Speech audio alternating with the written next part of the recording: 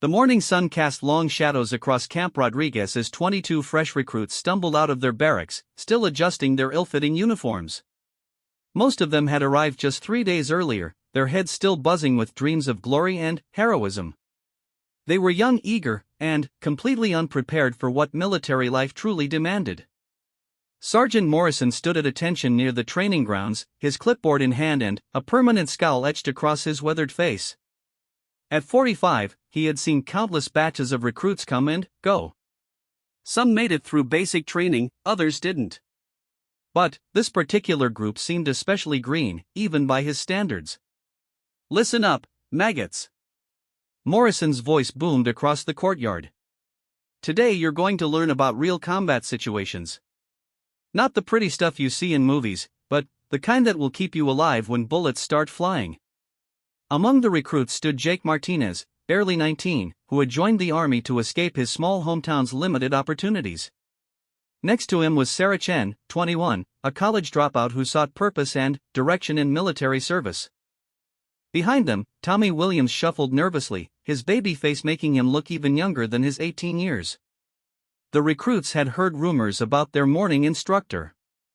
Word around the base was that someone special would be teaching them advanced tactical awareness, but nobody knew exactly who it would be.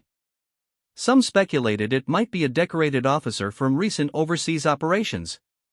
Others whispered about a mysterious veteran with an unusual background. As the recruits formed their usual ragged lines, a figure emerged from the administrative building. She walked with measured steps, wearing standard military fatigues that seemed to hang loosely on her small frame. At first glance, she appeared unremarkable, average height, perhaps mid-30s, with brown hair pulled back in a regulation ponytail. The woman carried herself with quiet confidence, but several recruits exchanged skeptical glances. Jake leaned toward Sarah and whispered, "That's our instructor? She looks like somebody's mom."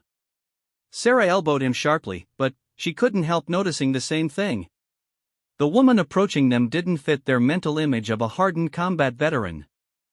She moved without the obvious swagger or intimidating presence they expected from someone who would teach them about survival in hostile situations. Sergeant Morrison straightened as the woman approached. "Ma'am," he said with clear respect in his voice, "the recruits are ready for your demonstration." The woman nodded silently and surveyed the group of young soldiers. Her eyes were calm but alert, taking in details about each recruit's posture, equipment, and attitude. Several of the recruits fidgeted under her steady gaze, unsure what to make of this unexpected instructor. "Good morning," she said finally, her voice carrying easily across the training area without shouting. "I'm going to teach you about situational awareness and threat assessment. These skills might save your life someday, so pay attention." Tommy Williams raised his hand tentatively. "Ma'am, what's your name? And what's your rank?" The woman smiled slightly. "You can call me Elena. My rank isn't important for what we're doing today." This informal response surprised the recruits. Most of their instructors insisted on strict military protocol and demanded recognition of their authority. Elena's casual approach seemed almost civilian, which made some recruits wonder about her qualifications. Jake couldn't contain his curiosity. "Ma'am, Elena, what kind of experience do you have? Have you been in combat?" Elena's expression remained neutral. "I have some experience with tactical situations. Today we're going to focus on practical skills, not war stories." The recruits exchanged glances again. Her evasive answer only increased their skepticism. Sarah wondered if this woman was perhaps a desk officer or training specialist who had never seen real action. Several others began to doubt whether they would learn anything useful from someone who seemed so ordinary. Elena walked to a nearby table where various training equipment had been laid out. Among the items were dummy weapons, protective gear, and what appeared to be a standard military rifle, though the recruits couldn't tell from a distance whether it was loaded with blanks or completely unloaded. "Combat isn't just about shooting accurately," Elena began, picking up the rifle and examining it casually. "It's about reading situations, understanding your environment, and making quick decisions under pressure. Most firefights are won or lost based on who recognizes threats first and responds most effectively. She demonstrated proper weapon handling techniques, showing the recruits how to check their surroundings while maintaining control of their firearms. Her movements were smooth and practiced, suggesting genuine familiarity with military equipment, but nothing about her demeanor seemed particularly impressive to the watching soldiers. The biggest mistake young soldiers make, Elena continued, is assuming they know what a dangerous person looks like. They expect enemies to be obvious, large, aggressive, heavily armed, and intimidating. In reality, some of the most dangerous people you'll ever encounter might look completely harmless. Jake shifted impatiently. This felt like basic classroom instruction, not the advanced tactical training they had been promised. He had hoped to learn complex combat maneuvers or sophisticated weaponry techniques. Instead, they were getting what seemed like a lecture from someone who looked more like a suburban soccer mom than a battle-tested warrior. Elena must have sensed their restlessness because she set down the rifle and faced the group directly. "I can see you're not convinced that I have anything valuable to teach you. That's actually perfect for our next exercise." She gestured toward a large wooden crate that had been positioned about 30 feet away. "I need a volunteer to help me demonstrate threat assessment. Who thinks they can handle a simple scenario?" Several hands shot up immediately. Young soldiers were always eager to prove themselves, especially when the challenge seemed manageable. Elena's mild manner and small stature made the exercise appear risk-free. She pointed to Jake, who had been one of the first to volunteer. "Come over here and stand next to that crate." Jake jogged over confidently, pleased to be selected for the demonstration. He assumed he would be playing the role of a threat that Elena would have to identify or neutralize. The scenario seemed straightforward enough. Now, Elena called out to the remaining recruits, "I want everyone to watch carefully. Pay attention to body language, positioning, and decision-making. This exercise is about recognizing when a situation becomes dangerous." She picked up the rifle again and began walking slowly toward Jake's position.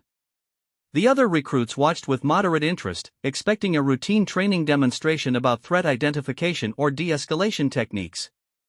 What happened next would change everything they thought they knew about their unassuming instructor. Elena's pace remained steady and casual as she approached Jake's position near the wooden crate.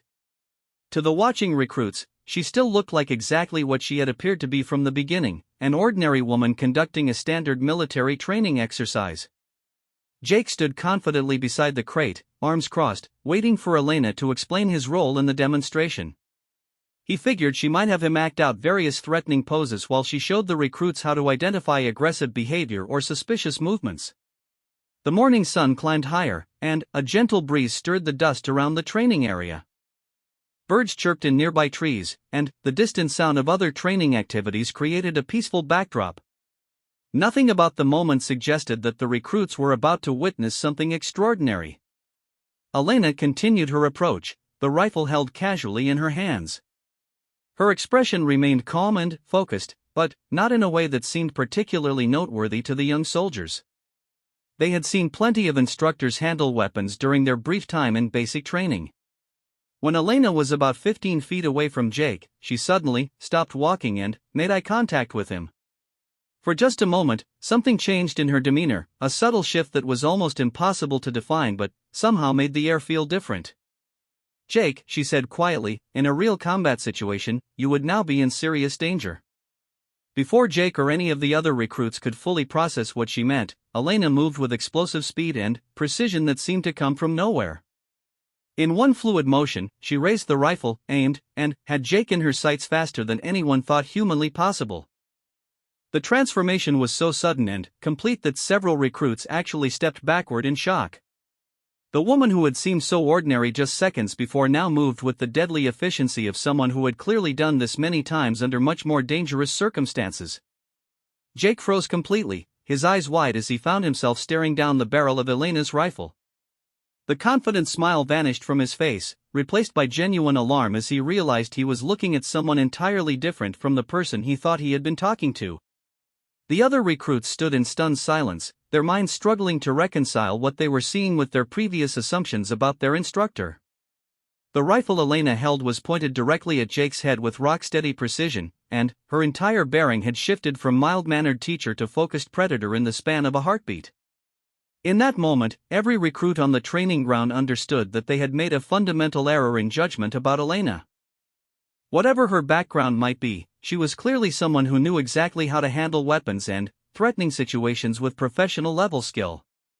The demonstration was just beginning, and they were about to learn lessons that would stay with them for the rest of their military careers. The silence stretched for what felt like hours but was probably only seconds. Jake remained frozen in place, acutely aware of the rifle barrel trained on his position. His mouth had gone completely dry, and his heart hammered against his ribs as the reality of the situation sank in. Elena held her position with absolute stillness. Her breathing was controlled and steady, her grip on the weapon firm but relaxed. The casual, almost maternal figure from moments before had vanished completely, replaced by someone who radiated lethal competence. "Notice how your friend Jake isn't moving?" Elena called out to the other recruits without taking her eyes off her target. "That's because his survival instincts have kicked in. His brain is telling him that sudden movements might be fatal right now." Sarah Chen felt her own pulse quicken as she watched the demonstration. The woman's voice remained calm and instructional, but there was now an underlying authority that commanded absolute attention. This wasn't role-playing or theater. Elena was demonstrating real skills that she had clearly used in genuine life-or-death situations. "In combat zones," Elena continued, "you'll encounter people who don't look dangerous. Enemies often use appearance as a tactical advantage. A woman carrying groceries, an elderly man walking with a cane, a teenager playing music, any of them might be the most dangerous person in the room." Tommy Williams wiped sweat from his forehead despite the morning coolness. He was beginning to understand that this demonstration was unlike anything their previous instructors had shown them. Elena wasn't just teaching theoretical concepts, she was displaying actual combat readiness that spoke to extensive real-world experience. "Jake, I want you to slowly reach into your left pocket and pull out whatever you find there," Elena instructed. "Move very carefully, and keep your other hand visible at all times." Jake's hand trembled slightly as he reached into his pocket. His fingers found a folded piece of paper that he didn't remember putting there. As he pulled it out, he realized it must have been placed there earlier, perhaps when they were forming up in lines. "Open it and read what it says," Elena directed. Jake unfolded the paper with shaking hands. In neat handwriting, it read, "Bang. You're dead. Always check your pockets before training exercises." The message hit him like a physical blow. Elena had somehow managed to get close enough to plant something on his person without him noticing, demonstrating a level of stealth and situational control that was genuinely frightening. She had predicted exactly how the demonstration would unfold and had prepared for it in advance. "When did you put this in my pocket?" Jake asked, his voice barely above a whisper. "When you were talking to your friend Sarah about whether I look like somebody's mom," Elena replied matter-of-factly. "I walked past your formation twice during that conversation. You were so focused on judging my appearance that you never noticed me brush against you." The recruits exchanged shocked glances. They were beginning to realize that Elena had been evaluating and manipulating their entire group from the moment she arrived. While they had been making superficial assessments about her capabilities, she had been demonstrating skills that were far beyond anything they had imagined. "This is the first lesson about threat assessment," Elena said, still maintaining her aim. "Assumptions will get you killed. You assumed I was harmless based on my appearance and manner. You assumed this would be a routine training exercise. You assumed you were in control of the situation. All of those assumptions were wrong." Sergeant Morrison watched from the sidelines with evident satisfaction. He had seen Elena's demonstrations before and knew the powerful impact they had on new recruits. Teaching young soldiers to question their preconceptions was one of the most valuable lessons they could learn early in their training. "Now, Jake, I want you to think about how you would escape from this situation," Elena continued. "You're in an open area with no immediate cover. I have a clear shot from close range. What are your options?" Jake's mind raced as he tried to analyze his tactical position. The wooden crate beside him was too low to provide effective cover. The nearest building was at least 50 yards away. Running in a straight line would make him an easy target. Every option seemed to lead to certain failure. "I don't think I have any good options," he admitted reluctantly. "That's correct," Elena confirmed. "By the time a weapon is aimed at you from this distance, your chance of survival depends entirely on the shooter's intentions. If I wanted you dead, you would be dead." The time to prevent this situation was before it developed. She began moving in a slow circle around Jake, keeping the rifle trained on him while addressing the other recruits. Her footwork was precise and balanced, suggesting extensive training in weapons handling and tactical movement. "Watch how I'm positioning myself," she instructed the observers. "I'm maintaining distance and angles that give me maximum advantage while limiting his options. This isn't luck or natural talent, it's the result of specific training and experience." Maria Santos, one of the quieter recruits, raised her hand tentatively. "Ma'am, where did you learn to do this? Were you special forces?" Elena's expression revealed nothing. "My background isn't important for this exercise. What matters is that you learn to recognize genuine capability when you see it, regardless of packaging." The evasive answer only deepened the recruits' curiosity, but they were beginning to understand that Elena wasn't going to satisfy their questions about her personal history. She was focused entirely on the lessons she wanted them to learn. "Jake, I'm going to lower my weapon now," Elena announced. "When I do, you're going to experience an adrenaline dump. Your hands might shake, your legs might feel weak, and you might feel nauseated. That's completely normal. Your body has been flooded with stress hormones, and it will take time to recover." She slowly lowered the rifle, pointing it safely at the ground. Jake immediately sagged against the wooden crate, his legs suddenly unsteady. The psychological impact of being held at gunpoint, even in a training scenario, was more intense than he had expected. "This physiological response is something you need to understand and prepare for," Elena explained to the group. "In real combat situations, managing your body's stress response can be the difference between effective action and complete paralysis." Elena walked back toward the main group of recruits, her demeanor gradually shifting back toward the calm, instructional mode she had displayed at the beginning. However, the recruits now saw her completely differently. They had witnessed a transformation that revealed skills and experience that went far beyond ordinary military training. "The second lesson is about psychological warfare," she continued. "I just demonstrated that a person's appearance and initial behavior can be completely misleading. You judged me as harmless, which gave me every tactical advantage I needed to control the situation." Sarachin found herself studying Elena with new eyes, trying to identify the subtle signs of training and experience that she had missed before. Now that she knew what to look for, she could see hints of exceptional physical conditioning and alertness that she had overlooked during her initial assessment. "In hostile territories, your enemies will use your assumptions against you," Elena explained. "They'll present themselves as non-threatening, helpless, or friendly. By the time you realize the truth, it may be too late to respond effectively." She gestured toward Jake, who was still recovering beside the wooden crate. Jake made the mistake of relaxing his guard because he thought he understood the situation. In a real combat zone, that kind of complacency can be fatal. Tommy Williams raised his hand. "How are we supposed to tell the difference between real threats and innocent people? If anyone could be dangerous, how do we function?" Elena nodded approvingly at the question. "That's exactly the right thing to ask. The answer is that you develop your observation skills and trust your instincts while maintaining appropriate levels of caution. You learn to read body language, assess behavior patterns, and identify inconsistencies that might indicate deception." She moved to another equipment table and picked up various items: a water bottle, a backpack, a cell phone. Each of these objects could be innocent or could conceal weapons or explosives. Your job is to evaluate threats without becoming paralyzed by paranoia. The demonstration was revealing layers of complexity that none of the recruits had anticipated. Elena was teaching them that military service involved far more than marksmanship and physical fitness.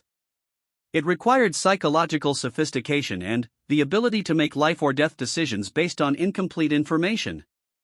The third lesson is about respect, Elena said, facing the group directly. Respect must be earned through demonstrated competence, not demanded based on rank or appearance. I could have walked in here and announced my credentials, but you would have learned less from that approach. Jake finally rejoined the group, his color gradually returning to normal. The experience had shaken him more than he wanted to admit, and he found himself looking at Elena with a mixture of fear and admiration. Instead, Elena continued, you learn to question your assumptions and to recognize that danger can come from unexpected sources. Those are lessons that could save your lives in hostile situations. The morning sun had climbed higher, and other training activities around the base continued as normal. But, for these 22 recruits, the world had shifted in fundamental ways. They were beginning to understand that military service would challenge not just their physical capabilities but their entire understanding of human nature and threat assessment. Elena set down the rifle and faced them with her arms crossed.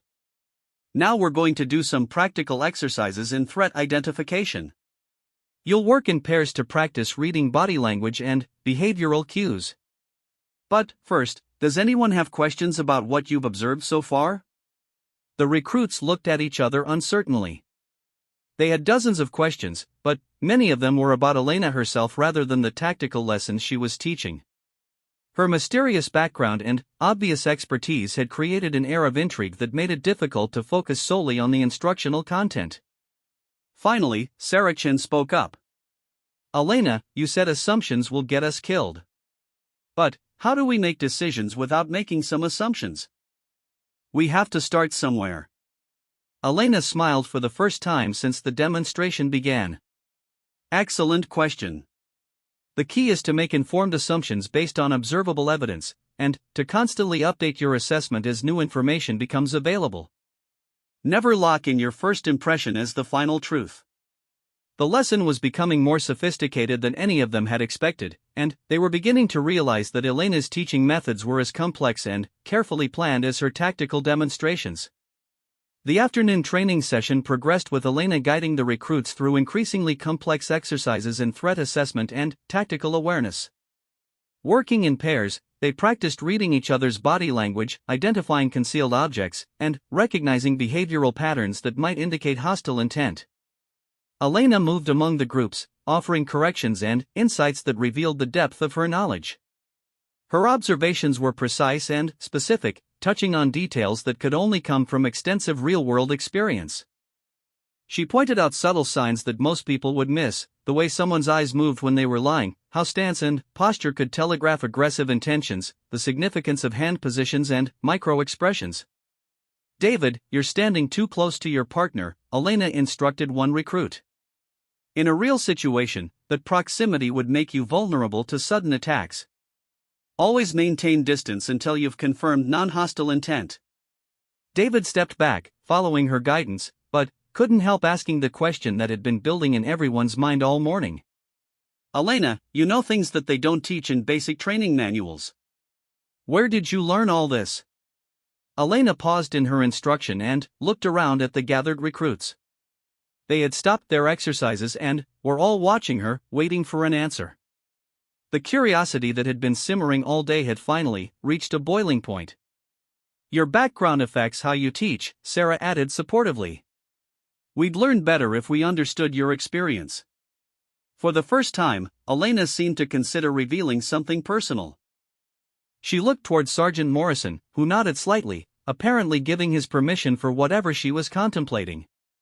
My name is Elena Vasquez, she began slowly. For 12 years, I served in military intelligence, specializing in counterintelligence operations in hostile territories. Much of my work involved operating in environments where appearing harmless was a survival necessity. The recruits listened with rapt attention as Elena began to share details about her background. Her casual mention of military intelligence explained many of the skills they had witnessed, but it also raised new questions about the specific nature of her service. I worked primarily in the Middle East and Eastern Europe, Elena continued. My assignments often required me to gather information while maintaining cover identities that made me appear to be a civilian, tourist, or aid worker. Looking dangerous would have gotten me killed. Jake felt a chill as he realized the implications of what Elena was describing.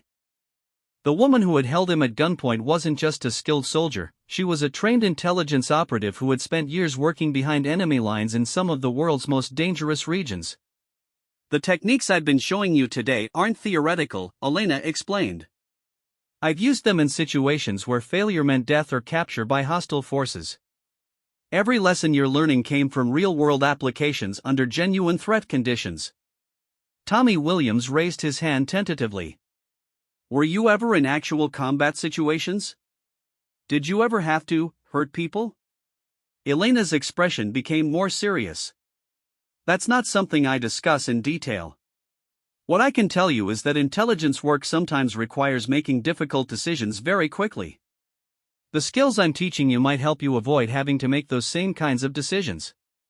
Maria Santos had been quietly absorbing everything Elena revealed. "Is that why you don't wear rank insignia? Because you worked in intelligence?" "Partly," Elena acknowledged. "Intelligence officers often work outside normal military hierarchy. We're trained to adapt to whatever situation requires. Rank can be a liability when you need to blend in or establish credibility in unconventional circumstances." The recruits were beginning to understand that Elena operated according to different rules than the traditional military instructors they had encountered. Her background in covert operations explained her unorthodox teaching methods and her emphasis on psychological rather than purely physical training. Sergeant Morrison approached the group and addressed Elena directly. "Ma'am, if you're comfortable sharing it, these recruits might benefit from hearing about the Kandahar incident." Elena looked uncomfortable for the first time all day. "I'm not sure that's appropriate for basic training recruits." "With respect, ma'am," Morrison replied, "they need to understand what kind of situations they might face. They're not children, and sugarcoating reality won't help them prepare." After a long pause, Elena nodded reluctantly. "Very well. But understand that what I'm about to describe represents an extreme situation that most of you will never encounter." She gestured for the recruits to sit on the ground in a circle, creating a more intimate setting for what was clearly going to be a serious discussion. Her demeanor shifted again, becoming more intense and focused as she prepared to share something significant. 3 years ago, I was working undercover in Kandahar, Afghanistan," Elena began. "My mission was to identify and track a network of insurgents who were targeting coalition supply convoys. I had been operating for 6 months as a medical aid worker, which gave me access to local communities and information sources." The recruits listened in absolute silence, understanding that they were hearing about real intelligence operations from someone who had actually conducted them. "The network I was tracking had become suspicious of foreign aid workers in the region," Elena continued. "They suspected that some of us might be intelligence operatives, which was obviously correct. They decided to test their suspicions by capturing and interrogating aid workers to determine which ones were legitimate and which were not." Sarah felt her stomach tighten as she realized where the story was heading. The casual training exercise from the morning was taking on much darker implications as Elena revealed the real-world context that had shaped her skills.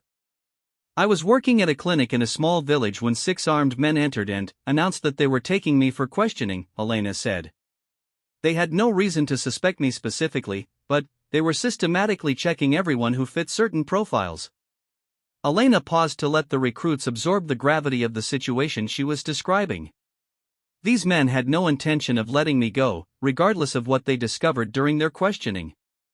Intelligence gathering was just an excuse, their real goal was to eliminate anyone who might pose a threat to their operations." "How did you get away?" Jake asked, though he was beginning to suspect that the answer would involve the same deadly skills Elena had demonstrated earlier. "I didn't fight them initially," Elena explained. "I allowed myself to be taken to their questioning facility because resistance at that point would have confirmed their suspicions. Instead, I maintained my cover identity and hoped to talk my way out of the situation."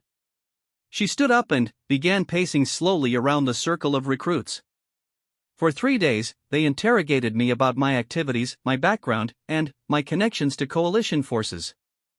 I stuck to my medical aid worker cover story and provided documentation that supported that identity. But it wasn't working," Elena continued.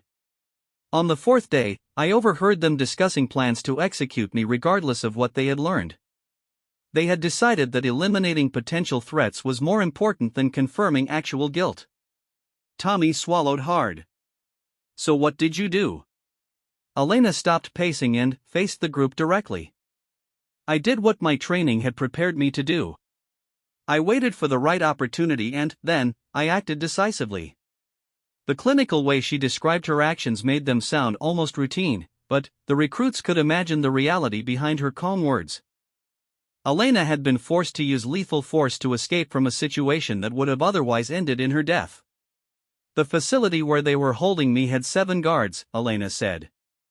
I eliminated 3 of them during my escape and evaded the others long enough to reach coalition forces. The entire network was subsequently dismantled based on intelligence I had gathered during my time undercover. Jake found himself looking at Elena with a mixture of awe and unease. The woman who had seemed so ordinary that morning had revealed herself to be someone who had killed enemy combatants and successfully completed dangerous covert missions in active war zones.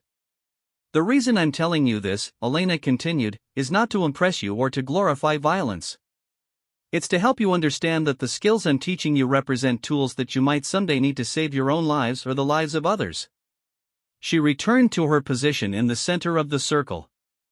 The interrogation techniques they used on me were designed to break down my cover story and force me to reveal my true identity.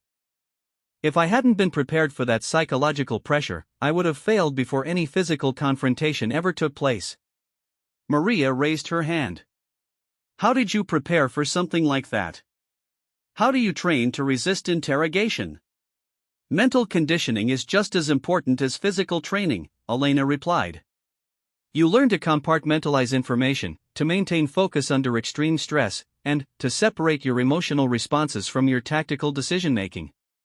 The afternoon sun was beginning to cast longer shadows across the training area, and the recruits realized they had been completely absorbed in Elena's instruction for hours without noticing the passage of time. Her teaching had evolved from basic threat assessment into a comprehensive education about the psychological demands of military service. The most important thing you need to understand, Elena concluded, is that your survival in hostile situations will depend more on your mental preparation than your physical capabilities.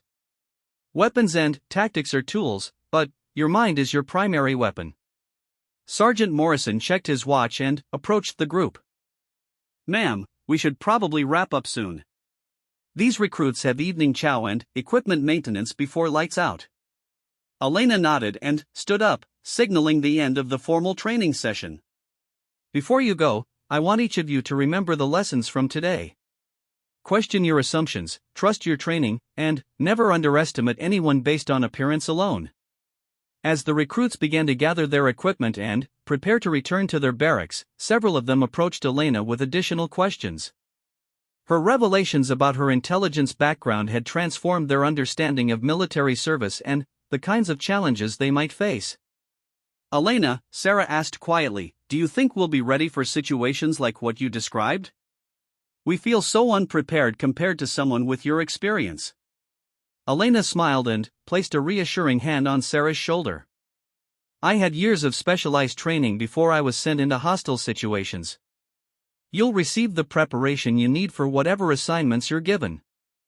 The key is to take your training seriously and never stop learning. The recruits left the training area that day with a completely different perspective on military service than they had possessed that morning. Elena had shown them that warfare involved psychological complexity and moral ambiguity that went far beyond their initial expectations. More importantly, she had demonstrated that courage and capability could exist in unexpected forms, and that judging people based on superficial characteristics was not just unfair but potentially dangerous. The lessons they had learned would influence their approach to military service and their understanding of human nature for years to come. 6 months later, Jake Martinez found himself stationed at Forward Operating Base Clearwater in eastern Afghanistan. The mountainous terrain and constant threat of insurgent activity made every patrol a potentially deadly exercise in the skills Elena had taught him during that memorable day at Camp Rodriguez. As Jake checked his equipment before a routine supply convoy escort, he thought about Elena's lessons on threat assessment and situational awareness. The techniques she had demonstrated had become second nature to him, and he found himself constantly evaluating his environment and the people around him with the analytical approach she had taught. The convoy consisted of 4 armored vehicles carrying medical supplies and equipment to a remote outpost. Jake's unit had made this run dozens of times without incident, but Elena's warnings about complacency echoed in his mind as they prepared to depart. "Stay alert out there," Sergeant Peterson advised the soldiers as they loaded into their vehicles. "Intelligence reports suggest increased insurgent activity in the area. Trust your training and watch for anything unusual." Jake settled into his position in the lead vehicle, his rifle ready and his eyes scanning the road ahead. Sarah Chen was stationed in the second vehicle, and they maintained radio contact as the convoy began its journey through the winding mountain roads. The landscape was beautiful but treacherous, with steep cliffs on one side and rocky outcroppings that could conceal potential threats on the other. Local civilians occasionally appeared along the roadside, and Jake found himself applying Elena's lessons about reading body language and identifying suspicious behavior. About halfway to their destination, Jake noticed an elderly woman walking along the road ahead. She carried a large bundle on her back and moved slowly, as if struggling with the weight of her load. Under normal circumstances, Jake might have dismissed her as a harmless civilian trying to transport goods to a nearby village. But Elena's training had taught him to look beyond surface appearances. Something about the woman's posture and movement pattern seemed inconsistent with her apparent age and burden. Her steps were too steady, her balance too good for someone genuinely struggling with a heavy load. "Vehicle 2, this is Vehicle 1, Jake radioed to Sarah. I'm seeing a potential concern up ahead. Elderly female civilian, but her movement doesn't match her appearance. Proceeding with increased caution." Sarah acknowledged his transmission and began her own assessment of the situation. She had also internalized Elena's lessons about questioning assumptions and maintaining vigilance even in seemingly routine situations. As the convoy approached the woman, Jake noticed additional details that reinforced his suspicions. Her clothing was too clean for someone who had been walking long distances on dusty roads. Her posture straightened slightly when she heard the vehicles approaching, despite her apparent effort to maintain a stooped appearance. Most significantly, Jake observed that the woman's eyes were moving in a systematic pattern, as if she were conducting surveillance rather than simply focusing on her own travel.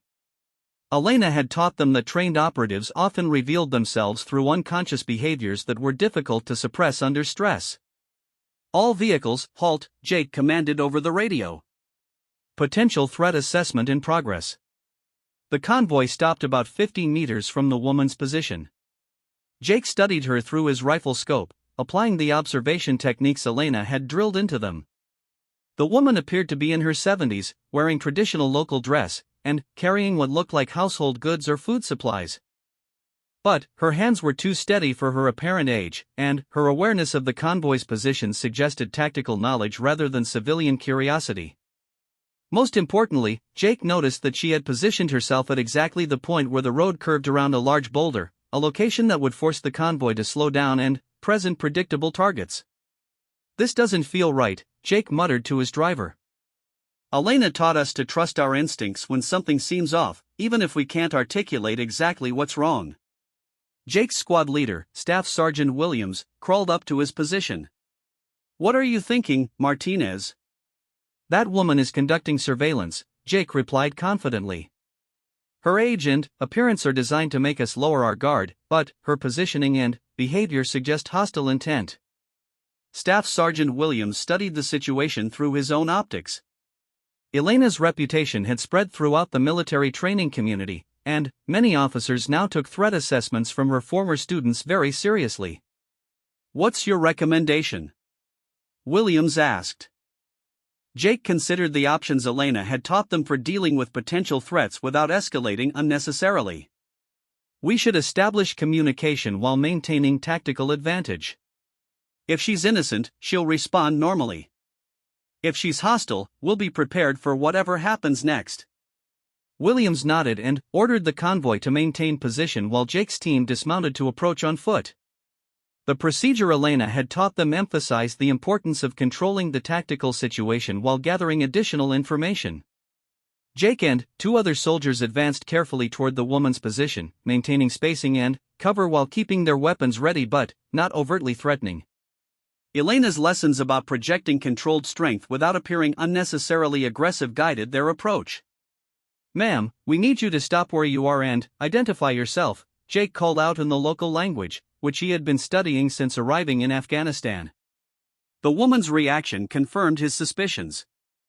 Instead of the confused or frightened response he would expect from an innocent civilian, she immediately assessed the soldiers' positions and began moving toward better cover. Her movements were too quick and purposeful for someone of her apparent age and physical condition. "Hostile contact!" Jake shouted, just as the woman dropped her bundle and revealed an AK-47 rifle that had been concealed within her supplies. The firefight that followed lasted only minutes, but it validated everything Elena had taught them about threat assessment and tactical response. Jake's early identification of suspicious behavior had prevented the convoy from entering a potential kill zone where additional insurgents were likely positioned. Sarah's vehicle provided covering fire while Jake's team maneuvered to neutralize the immediate threat. The woman, who turned out to be a trained insurgent operative using age and gender as camouflage, was captured alive and provided valuable intelligence about planned attacks on coalition forces.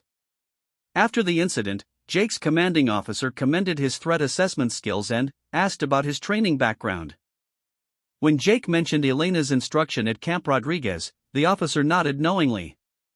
"Elena Vasquez has probably saved more lives through her training than most combat veterans save through direct action," the officer observed. "Her students consistently demonstrate superior situational awareness and threat identification capabilities." The successful identification and neutralization of the disguised insurgent became a case study that was shared throughout the military training community. Elena's emphasis on looking beyond surface appearances and trusting trained instincts had once again proven its real-world value. 6 months after that incident, Jake had completed his overseas deployment and was stationed back in the United States. He found himself assigned to a training role, helping to prepare new recruits for overseas deployments. The opportunity to pass on Elena's lessons to another generation of soldiers felt like a natural progression in his military career. During one of his first training sessions, Jake faced a group of eager young recruits who reminded him strongly of himself and his classmates from that transformative day at Camp Rodriguez. They were confident, enthusiastic, and completely unprepared for the psychological complexity of modern military service. "Today we're going to talk about threat assessment and situational awareness," Jake began, setting up equipment that looked remarkably similar to what Elena had used for her demonstration. "The most important lesson you'll learn is that appearances can be deceiving, and assumptions can get you killed." One of the recruits, a young woman named Lisa Thompson, raised her hand. "Sergeant, what kind of experience do you have with threat assessment? Have you been in combat?" Jake smiled, remembering asking Elena a similar question. "I have some experience with tactical situations. More importantly, I learned these skills from someone who saved my life by teaching me to see beyond surface appearances." He proceeded to conduct a demonstration similar to the one Elena had used, complete with the psychological impact of having a weapon trained on an unsuspecting volunteer. The recruits' reactions mirrored his own group's responses from that day at Camp Rodriguez: shock, confusion, and a sudden understanding that they had misjudged their instructor's capabilities. As Jake guided the new recruits through the same exercises Elena had taught him, he realized that her influence extended far beyond the individuals she had personally trained. The lessons she had developed were now being passed on to successive generations of soldiers, multiplying their impact exponentially. Elena's approach to training had emphasized that military service required more than physical courage and technical skill. It demanded psychological sophistication, cultural awareness, and the ability to make life or death decisions based on incomplete and potentially misleading information. Years later, Jake learned that Elena had left active military service and was working as a consultant for various government agencies, developing training programs for personnel who would operate in hostile environments. Her methods had been adopted by military forces, intelligence services, and law enforcement agencies around the world. The rifle that Elena had pointed at Jake's head during that first demonstration had become a symbol of the unexpected dangers that soldiers faced in modern conflicts. But, more importantly, it represented the importance of continuous learning, questioning assumptions, and maintaining vigilance even in seemingly safe situations. Jake's military career eventually led him to advanced positions where he worked with intelligence specialists and special operations forces. Throughout his service, he encountered other soldiers who had been trained by Elena or influenced by her methods, and he came to understand that her impact on military training had been profound and lasting.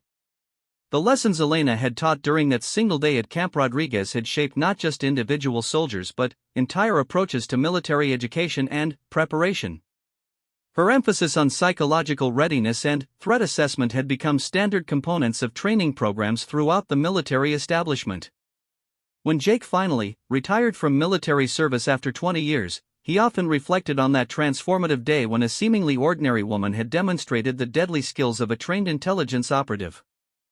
The experience had taught him humility, respect for expertise regardless of its packaging, and the importance of continuous learning throughout his career. Elena's legacy lived on through the thousands of soldiers she had trained directly and the many more who had been influenced by her methods secondhand. The rifle at her skull had been pointed not just at Jake, but at the complacency and assumptions that could prove fatal in hostile environments. The recruits had indeed learned the hard way about a veteran's skill, but, more importantly, they had learned lessons that would serve them throughout their military careers and beyond. Elena's impact on military training represented a fundamental shift towards psychological sophistication and cultural awareness that reflected the complex realities of modern warfare. In the end, the most important weapon Elena had taught them to use was not a rifle or any other piece of military equipment. It was their own minds, sharpened by training and experience to see through deception, assess threats accurately, and respond effectively under pressure. The story of that day at Camp Rodriguez became part of military training lore, passed down through generations of soldiers as an example of the importance of respect, humility, and continuous learning. Elena Vasquez had achieved something rare in military service. She had fundamentally changed how soldiers thought about their profession and their preparation for the challenges they would face. Years after their initial encounter, Jake and his fellow recruits understood that Elena had given them something more valuable than tactical skills or weapons training. She had taught them to see the world with the clarity and analytical precision that could mean the difference between life and death in hostile situations. The rifle at her skull had been a symbol of their own vulnerability and the importance of never underestimating anyone based on appearance alone. But it had also represented the deadly competence that came from proper training, experience, and mental preparation for the realities of military service.